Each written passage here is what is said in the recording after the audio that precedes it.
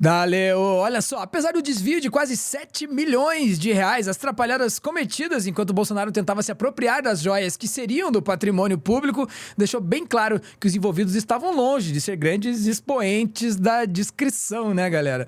Ai, ai, ai, deixaram vacilo por tudo que é lado e esse é o assunto aqui do Plantão do Meteoro.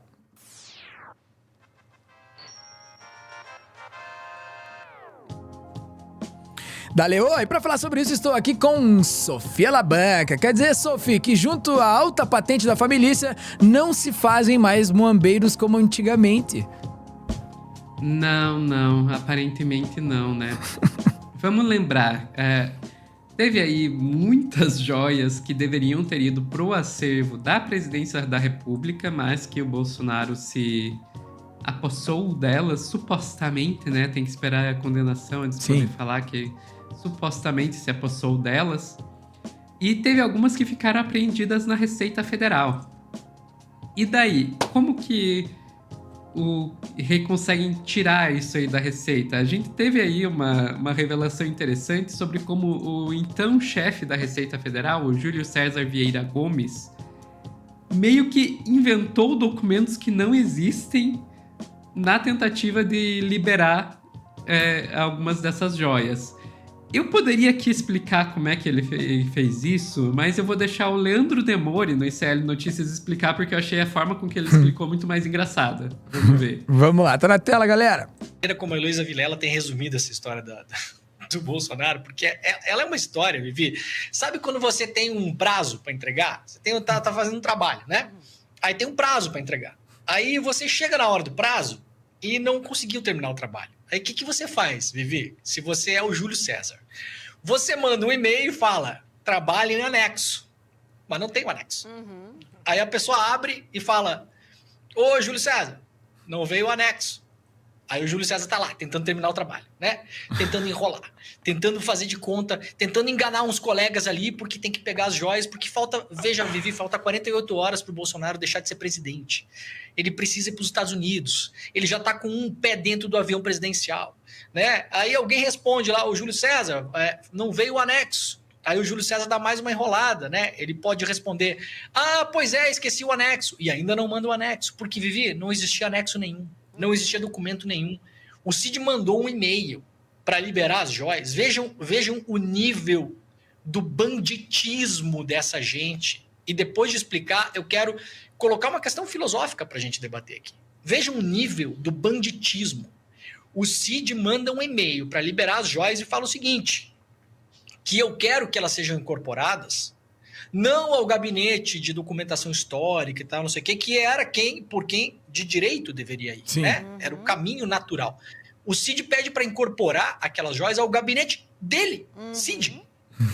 Entendeu? Então imagina o seguinte, alguém que trabalha numa autarquia federal em Belém pode mandar um e-mail lá também para a Receita Federal, falar, eu quero que... Não, só um pouquinho. Eu quero que incorpore no meu gabinete. Os caras são uma malandragem só, né, Sofia? Achando que estão dando ordem de qualquer jeito, por e-mail mesmo. Quem que é a pessoa? Toma aqui essa ordem. Que loucura, bicho. Não, e essa do anexo, de intencionalmente não colocar o anexo e se fazer de besta, cara... Isso aí, sabe o que me lembra? Me lembra, sei lá, aluno é bem o que o Demore falou, né? Aluno mandando trabalho escolar, sabe? É nesse nível que a gente tá falando. Só que não, a gente está falando do chefe da Receita Federal tentando roubar joias que faziam parte do patrimônio nacional para o ex-presidente, que estava fugindo do país por causa de uma tentativa de golpe. Na hora, o cara tava ali na hora, fazendo isso na hora. Nos 45 do segundo tempo, o cara não tinha terminado ainda. Cara, que loucura, bicho. Cara, você consegue imaginar o nível que esse país chegou? Assim, pra mim é absurdo a gente pegar o cara usando o truquezinho que aluninho usa pra tentar passar a perna em professor na escola, pra tentar roubar joia pra ex-presidente golpista. Tipo, é muito, muito absurdo isso. Cara, é inexplicável, sério mesmo, é muito... E imaginar... Mas sabe assim, Sofia, é aquele lance, o contorno eles achavam que não ia ter problema, que não ia dar nada. Nesse sentido, o Bolsonaro já tinha até perdido a eleição, cara. Já sabia que ia dar alguma coisa, né? Exato. E estavam apostando no golpe. Estavam apostando forte no golpe, que o golpe ia funcionar. E por isso continua, né, se colocando em posição de tentar reaver um crime desse, né? Tipo assim, algo que, obviamente, não iria ficar escondido, né? Numa gestão que não fosse a gestão do Bolsonaro. Então, cara, existe ali uma certeza de que eles iam conseguir fazer acontecer, sabe? Um envolvimento real de cada um ali nessas tramas golpistas aí e tal. Exato. E daí, o que mais que rolou nessas tentativas aí das joias? Aí a gente tem que falar dos militares, né? Essas pessoas super honestas e tal. Imagina se uma casa no setor militar urbano de Brasília, ao lado do quartel-general do Exército em Brasília, estivesse sendo usada para fazer tráfico de joias. Só imagina. Pois é, aconteceu. Vamos lá para a coluna do Guilherme Amado. Tá no Metrópolis. No Metrópolis, tá aí, ó. Joias. Cid usou casa no setor militar para repassar Rolex recomprado. Peraí, recomprado. Por que recomprado? Vamos lembrar. Esse Rolex era para ter sido incorporado ao patrimônio da presidência da República. Não foi. Foi vendido. Daí o Tribunal de Contas da União cobrou e... cadê o Rolex? Daí eles foram lá e recompraram o Rolex. E daí como é que faz para repassar esse Rolex recomprado? Usa uma casa no setor militar ao lado do quartel-general. Casa de quem? Do próprio Mauro Cid. Então vamos lá para o 4º e 5º parágrafo. Não era exatamente, desculpe, Sophie, não era exatamente nesse lugar em que o Cid, inclusive, foi preso? Ele estava preso nesse lugar, né? A 150 metros da sua casa, nesse lugar militar aí, né? Exato. Então aí, ó, Osmar Crivellati. Quem é Osmar Crivellati? Osmar Crivellati trabalhava aí, era da equipe do Mauro Cid. O Mauro Cid era o chefe da ajudância de ordens, o Crivellati era um dos subordinados dele. Osmar Crivellati disse aos investigadores que buscou o Cid no aeroporto de Brasília naquele dia e que levou até sua casa no setor militar urbano. Após o desembarque das filhas, no caso filhas do Cid aproximou-se dele, né, do declarante, do Crivellati, e lhe entregou o relógio Rolex de ouro branco. Cid mora no setor militar urbano em Brasília, trata-se de uma área militar com vigilância reforçada. E é onde fica o quartel-general do Exército, palco dos acampamentos golpistas no final de 2022, que abasteceram a turba golpista que invadiu a sede dos 3 poderes no 8 de janeiro. E daí a gente volta àquela conversa que está sendo a tônica dessa live aqui de hoje. Tá tudo interligado. As joias, o cartão de vacinação, o golpe, a BIM paralela, é tudo uma maluquice só. Parte de uma quem estrutura. Que tá no meio de tudo isso... Coloca na tela aqui, não tem gente na tela, porque eu bolei isso agora, mas dava para colocar um PowerPoint igual do Dallagnol, tudo apontando pro Bolsonaro. Sem dúvida, cara. E, é incrível, né, Sophie, como essa galera tem a moral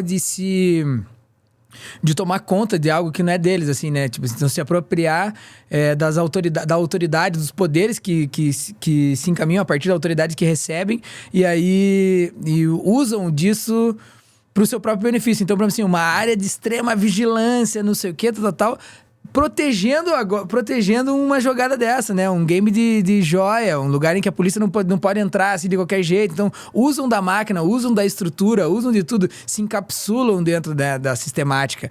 E para de alguma forma conseguir sair com tudo isso sem pagar, né? Com joia, com cartão de vacina fraudado, com, enfim, todas as responsabilizações ali, de alguma forma, escondidas aí por trás da estrutura do próprio Estado. Então, mano, esses caras são tipo são verme mesmo, né? Dentro da estrutura, né, Sophie? Assim, são parasitários, né? Usam da estrutura mesmo. Então, pega a BIM que já existe, melhora, usa de coisas ali, de artifícios para, de alguma forma, usar 30 mil vezes ilegalmente, cara. É brincadeira, assim. First Mile, sim. É fora de série. Não. E eu fico pensando aqui, a gente está trazendo dois aspectos aqui dessa questão das joias, mas teve muito mais coisa que a gente já viu, né? Essa semana a gente já falou aqui, né, dessa questão de vender e depois recomprar, do Acef se escondendo atrás de um poste, porque estava lá tentando fazer uma operação sigilosa de recompra, e as pessoas ficavam percebendo ele, mandando aqueles bilhetinhos com inglês macarrônico, e o pai do Mauro Cid tirando foto da joia, sem e daí camisa. aparece ele no reflexo, e no final das contas aquela joia era de latão e ele nem conseguiu vender aquele negócio. Cara, é sério, se não fosse o fato de que era um ex-presidente, que estava envolvido num mega esquema de corrupção de quase 7 milhões e que isso era para se financiar enquanto fugia depois de falhar numa tentativa de golpe, era um filme de comédia, era uma esquete isso, né? As maluquices que aconteciam nessa história da joia. É absurdo, absurdo. A gente achou que a gente tinha talento pros esquetes até a realidade bater na nossa porta, né, Sophie?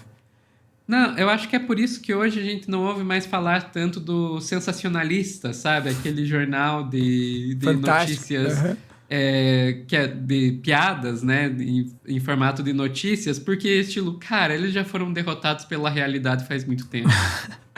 E os bichos são bons, hein? São bons demais, mas é que esse roteirista do Brasil... tá numa crescente, hein? Tá numa crescente da carreira. Vamos ver o que vem daqui a pouco. Eu estive com Sofia Labanca, aqui no Plantão do Meteoro. Dê uma olhada no trampo dela em @lentevermelha. Também aqui em Oguahiro, na nossa ficha técnica. E não esqueça de conhecer a TV Cringe. Dá uma olhada, olha aí. A TV Cringe é o novo canal aqui da família Meteoro. Tá tirando? Sonzeira braba, você vai curtir. O novo projeto mistura vídeo, ensaios, reacts, um pouco da TV nos anos 90 pra falar de cultura, de arte, de história, de filosofia, num formato novo, mas que olha aí pras origens do Meteoro. Então você pode se inscrever, mas obviamente só se você quiser. Dá uma olhada aqui, ó, em TV Cringe Brasil e divirta-se. Isso aqui é muito bom. Isso aqui o Guahiro garante. Falou? See you later. Daqui a pouco a gente volta pra mais um plantão.